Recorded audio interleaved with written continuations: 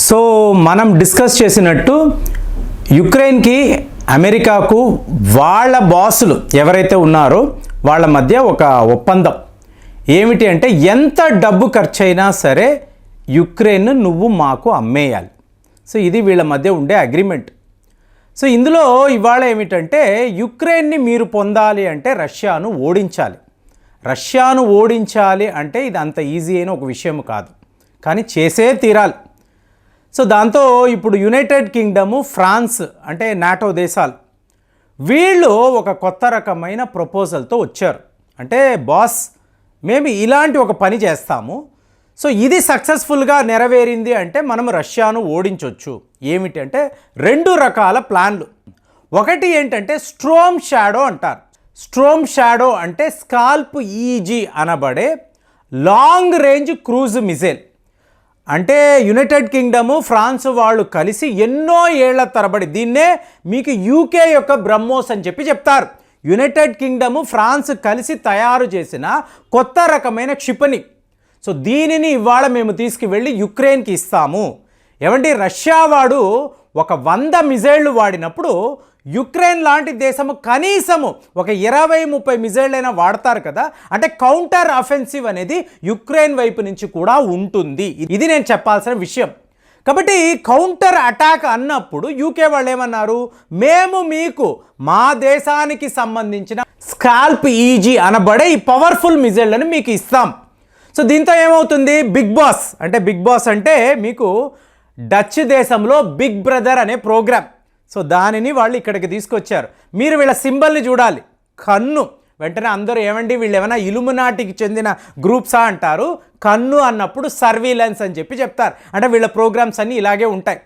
So ఇప్పుడు వీళ్ళ big boss ఏమన్నాడంటే, ఓకే నువ్వు ఆయుధాలు ఇస్తావు, ఈ ఆయుధాలను పెట్టుకొని యుక్రెయిన్ వాళ్ళు రష్యా మీద యుద్ధము చేస్తారు. ఓకే అయిపోయింది. కానీ ప్లాన్ బి ఏమిటి? ఇప్పుడు ఇంకొక ప్లాన్ ఉండాలి కదా. ఒట్టి ఆయుధాలను పెట్టుకొని నువ్వు రష్యా అంత పవర్ఫుల్ కంట్రీని గెలవలేవు కదా. మరి ఇంకొక ప్లాన్ ఏమిటి అంటే వీళ్ళను పరీక్షిస్తారండి. ఈ బిగ్ బాస్లు ఏం చేస్తారంటే అమెరికా అధ్యక్షుడు, యూకే ప్రభుత్వము, ఫ్రాన్స్, అసలు మీరందరూ ఏం చేస్తున్నారా, నా డబ్బుతోనే కదా బతుకుతున్నారు, మీ తెలివితేటలు ఏంటి చెప్పండి అని చెప్పి వీళ్ళు కూర్చొని ఉంటారు. సో ఇప్పుడు ప్లాన్ బి ఏమిటి అంటే చూడండి ఎంత విచిత్రంగా, అంటే ఎలాగంతా వీళ్ళు ఆలోచిస్తారో. G7 దేశాలలో భారతదేశాన్ని పెట్టాలి అంటే ఏంటి, G8 అవ్వాలి. G8 అంటే ఎవరండి, G8లో రష్యా ఉండేది. సో క్రీమియా అనెక్సేషన్ జరిగిన తరువాత వీళ్ళు రష్యాని తీసేశారు. దీన్నే వీళ్ళు G7 నేషన్స్ అంటారు. అంటే ఏంటి, ప్రపంచంలో అడ్వాన్స్డ్ ఎకానమీస్. సో వీళ్ళ గ్రూప్నే G7 అంటారు. ఇవాళ ఇందులో మీరు ఏం జరిగినా సరే ఇండియాను చేర్చాల్సిందే, మళ్ళీ G8 అని చెప్పి చెప్పాల్సిందే. అప్పుడేంటి, రష్యాను గెట్అవుట్ అన్నారు, ఇండియాను కమ్ ఇన్ అని అంటున్నారు. మరి ఇది ఇండియా ఒప్పుకుంటుందా? మీరు ఆలోచించాలి. అంటే ఇదంతా ఉట్టి ర్యాండమ్ టాక్సా, మీడియా యొక్క హైపా, వీళ్ళతో స్పెక్యులేట్ చేసి మాట్లాడుతున్నారంటే అలా కాదండి. మే నెల నరేంద్ర మోదీ గారి షెడ్యూల్ చూశారనుకోండి, ఈ G7 నేషన్స్ మీటింగ్ కోసము ఈయన జపాన్ వెళుతున్నాడు. సో జపాన్ వెళుతున్నాడంటే ఆటోమేటిక్గా ఇలాంటి ప్రపోజల్స్ యూకే మీడియా మీకు ఎట్టి పరిస్థితుల్లో ఇండియాను G7లో చేర్చే తీరాలి, దీనిని G8గా మార్చాలి అని చెప్పి చాలా పెద్ద లెవెల్. ఎందుకంటే బాస్ అడుగుతున్నాడు, ఏంట్రా మీ తెలివితేటలు, ఇది ప్లాన్. సో ఇంకొకటి ఏంటంటే క్వాడ్ మీటింగ్ కోసం ఈయన ఆస్ట్రేలియా వెళుతున్నాడు. సో ఈ కాంటెక్స్ట్లో మీరు చూసారనుకోండి, ఇండియాను ఏదో ఒక రకంగా మీరు G7లో తీసుకొచ్చి దీనిని మీరు G8గా మారిస్తేనే మనము నిలబడగలము. అసలు ఏంటంటే ప్రపంచంలో ఏం జరుగుతుంది అంటే మనము బ్రిక్స్ అనబడే గ్రూప్ గురించి మాట్లాడాం. సో ఇవాళ బ్రిక్స్ గ్రూప్ వీళ్ళ జీడిపి G7ని దాటేసేరు అని చెప్పి వార్తలు. అంటే మేమే పవర్ఫుల్ కంట్రీస్ అని అన్నారు. నా వరకు ఒకటి చెప్పమంటారండి, వీళ్ళు చెప్తున్న G7 అనబడే గ్రూపే ఒక బోగస్ గ్రూప్. అంటే ఆ రోజుల్లో వీళ్ళు మాట్లాడతారు, ఆ రోజుల్లో ఈ రోజుల్లో కాదండి. ఇండియా లేని ఒక గ్రూప్ పెట్టి వీళ్ళే ప్రపంచంలో పవర్ఫుల్ కంట్రీస్ అంటే ఎవడూ కూడా ఒప్పుకోడు. కాబట్టే కదా ఇవాళ ఇండియా కావాలి అని చెప్పి ఇంతలాగా గొడవ చేస్తున్నారు. ఏమండి, మీరు ప్రపంచంలో టాప్ మోస్ట్ 5 కంట్రీస్ని చూడండి. ఎవరెవరండి? ఫస్ట్ అమెరికా వాడు ఉంటాడు, అంటే జీడిపి లెక్కలో చెప్తున్నా. అమెరికా ఉంటాడు, China, Japan, Germany, 5th country India. అంటే మన తరువాతే మీకు యూకే, ఫ్రాన్స్, కెనడా, ఇటలీ వీళ్ళందరూ ఉంటారు. కానీ G7లో ఇండియా లేదు. అంటే రష్యాను మీరు తీసేసినప్పుడే ఇండియాను అందులో కలపాలి కదా, కలపలేదు. ఏమిటి, వీళ్ళందరూ కూడా ఐరోపా ఖండానికి సంబంధించిన పాపులేషన్. కాబట్టి ప్రపంచాన్ని యూరోపియన్సే పాలిస్తున్నారు. మరి జపాన్ ఉంది కదా, అంటే జపాన్ అనబడే దేశం అమెరికా యొక్క బానిస. అమెరికాను మించి జపాన్ అనబడే దేశానికి మీకు ఒక ఐడెంటిటీయే లేదండి, ఉనికియే లేదు. వాళ్ళకంటూ మీకు ఒక డిఫెన్స్ ఫోర్సెసే లేవు.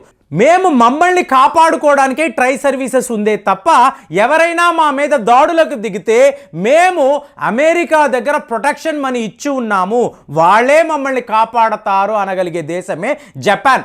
కాబట్టి జపాన్ని పక్కన పెడితే ఇటలీ యొక్క జీడిపి ఎంత, కెనడా జీడిపి ఎంత, యూకే ఎంత, ఫ్రాన్స్ మీరు ఒకసారి చూడండి. సో ఇంత పవర్ఫుల్ కంట్రీ ఇండియా అన్నప్పుడు ఇండియా యొక్క పేరు మీకు G7లో లేదు. అంటే G8లో రష్యాని తీసినప్పుడైనా మీరు ఇండియాని పెట్టాలి కదా, మీరు పెట్టలేదు కదా. అంటే ఇదంతా కూడా ఒక బోగస్. జస్ట్ నేను ఒక ఫోటో పంపిస్తాను, మా మిత్రుడు పంపించింది చూడండి. మీకు ఎంత కామెడీగా ఉంటుందంటే, అంటే జస్ట్ మీరు వరల్డ్ హ్యాపీనెస్ ఇండెక్స్ అంటే ఏ దేశాలు మీకు చాలా చాలా ఆనందంగా హాయిగా ఉన్నారు, వరల్డ్ హ్యాపీనెస్ ఇండెక్స్. మీరు పాకిస్తాన్ చూడండి 108 ర్యాంకింగ్. అదే ఇండియాను చూడండి 126 రేటింగ్, అంటే ర్యాంకింగ్లో. మనకన్నా ఈ పాకిస్తాన్ దేశము వరల్డ్ హ్యాపీనెస్ ఇండెక్స్లో ముందున్నారు. పాకిస్తాన్లో ఏం జరుగుతుంది ప్రతిరోజు మాట్లాడుతున్నాం. మీకు అక్కడ ఒక సివిల్ వార్ జరుగుతుంది. ఇమ్రాన్ ఖాన్ దాడిని వీళ్ళు తట్టుకోలేకపోతున్నారు. మీకు ఎటు చూసినా కూడా హింస. ఒకవైపు తీవ్రవాదులు, ఒకవైపు పోరాటదారులు, ఒకవైపు ఇమ్రాన్ ఖాన్ సపోర్టర్స్. వీటి మధ్యలో పాకిస్తాన్ ప్రజలు ఎంత ఆనందంగా ఉన్నారు అంటే 108 ర్యాంకింగ్లో ఉన్నారు. భారతదేశంలో ఏం జరుగుతుందో తెలియదు, మనము 126 అనబడే ఈ హ్యాపీనెస్ ఇండెక్స్లో ఉన్నాం. సో దీన్ని బట్టి ఇదంతా ఒట్టి బోగస్ వ్యవహారము. ఆ వరల్డ్ హ్యాపీనెస్ ఇండెక్స్ అనేది ఒక బోగస్ అయితే, ఈ G7 నేషన్స్ అని ఏదైతే వీళ్ళు మాట్లాడుతున్నారో ఇది కూడా బోగస్సే. మరి ఇప్పుడు ఎందుకండి ఇండియా ఇందులో ఉండే తీరాలి అంటే, మీకు ఇక్కడ నుంచి ఇంకొక 5 ఏళ్ళు ఆల్రెడీ నేను మాట్లాడి ఉన్నాను. 2025లో యూకేని మనం ఓడిస్తాము అని చెప్పి మీకు వరల్డ్ బ్యాంక్ వాళ్ళు ఒక ప్రిడిక్షన్ చేశారు. ఆల్రెడీ అయిపోయింది, యూకే వికెట్ పడిపోయింది. నెక్స్ట్ ఎవరు మన టార్గెట్? జర్మనీ. 2027 అంటున్నారు, 2025లోనే ఆ పని కూడా అయిపోతుంది. 2030లో జపాన్ని మనం ఓడిస్తాము అని చెప్పి ఒక ప్రిడిక్షన్. 2030 దాకా ఇండియా వెయిట్ చేయాల్సిన అవసరం లేదండి. మన యొక్క రెవెన్యూస్ చూస్తూ ఉంటే, మన యొక్క ఈ బిజినెస్ స్ట్రాటజీ చూస్తుంటే ఈజీగా జపాన్ని కూడా మనం దాటేస్తాము. కాబట్టి ఇవాళ ప్రొజెక్షన్స్ ప్రకారము ఇండియా ఏ గ్రూప్లో ఉంటే వాళ్ళు వీఆర్ ద ఛాంపియన్స్ అని అంటారు. అంటే మనం బ్రిక్స్లో ఉంటే బ్రిక్స్ గ్రూప్ అనేదే మీకు టోటల్ డామినేషన్లో ఉంటుంది. ఒకవేళ మనం G7లోకి వెళ్ళి దానిని G8గా మార్చామనుకోండి, G8 will be the winner. కాబట్టి ఇండియా ఏ గ్రూపులో ఉంటే వాళ్ళే ఫైనల్గా గెలుస్తారు అని మీకు G7 nations, the most advanced economies, most advanced కంట్రీస్కి క్లియర్గా అర్థమైపోయింది. మరి ఇండియా ఒప్పుకుంటుందా, ఒప్పుకోదా? ఇప్పుడు ఇదేనండి $1 మిలియన్ క్వశ్చన్. మరి మీరు చెప్పండి, ఇండియా బ్రిక్స్తో ఉండాలా లేదా G7తో ఉండాలా? ఎవరితో ఉంటే మనకు ఉపయోగము? ఆలోచించి మీ అమూల్యమైన ఒపీనియన్ ఫీడ్బ్యాక్లో పంపించండి. మళ్ళీ వచ్చే వీడియోలో కలుద్దాం. జై హింద్.